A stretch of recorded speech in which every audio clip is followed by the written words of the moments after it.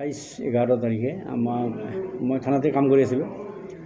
আমাৰ অ' চি ছাৰে মোক ফোন কৰি ক'লে যে ইমিডিয়েট পইণ্টত এটা চেকিং বহক, তাত এটা ড্ৰাগছৰ কিবা খবৰ আহি আছে। মই লগে লগে পাৰ্টি চাৰ্টি লৈ তাত চেকিং বহিলোঁ।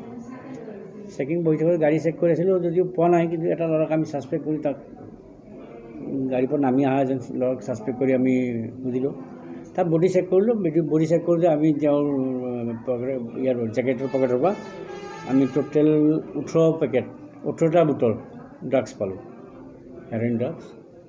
তাৰপিছত তেওঁ আনি থানাত সোধ-পোছ কৰাৰ পিছত তেওঁ ক'লে যে মই এইটো কাম একচুৱেলি মই নিজে নকৰোঁ, মোৰ লগত আৰু আছে, সংগী আছে, আমাৰ জাগিৰোডৰ মানুহ আছে।